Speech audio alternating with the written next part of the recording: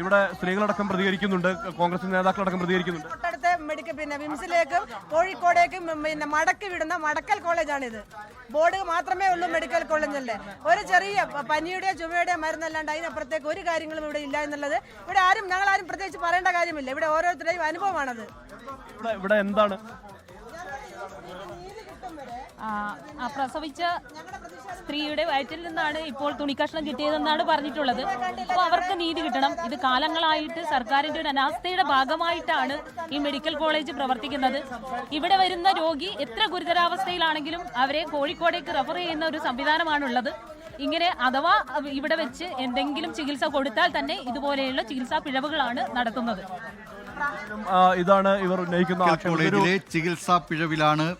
അതിനെതിരായ പ്രതിഷേധം, കോൺഗ്രസ് നേതൃത്വത്തിലുള്ള പ്രതിഷേധമാണ് ഇപ്പോൾ മാനന്തവാടി മെഡിക്കൽ കോളേജിൽ നടക്കുന്നത്. അവിടെ എത്തുന്ന രോഗികൾ പലരെയും മറ്റ് സ്വകാര്യ ആശുപത്രികളിലേക്ക് അയക്കുന്ന മടക്കൽ കോളേജാണ്, മെഡിക്കൽ കോളേജ് അല്ല എന്ന കാര്യമാണ് ഈ സമരത്തിൽ പങ്കെടുക്കുന്ന മഹിളാ കോൺഗ്രസിൻ്റെ നേതാക്കൾ പറയുന്നത്. അവിടെ ഈ പ്രസവത്തിന് ശേഷം യുവതിയുടെ വയറിൽ നിന്ന് തുണിക്കെട്ട് കണ്ടെത്തിയ സംഭവമായിരുന്നു ഉണ്ടായിരുന്നത്. ഇതേക്കുറിച്ച് ഇപ്പോൾ DMOയുടെ നേതൃത്വത്തിൽ അന്വേഷണം തുടങ്ങിയിട്ടുമുണ്ട്. വിവരങ്ങൾ നൽകിയത് മാനന്തവാടിയിൽ നിന്ന് സുർജിത് അയ്യപ്പൻ.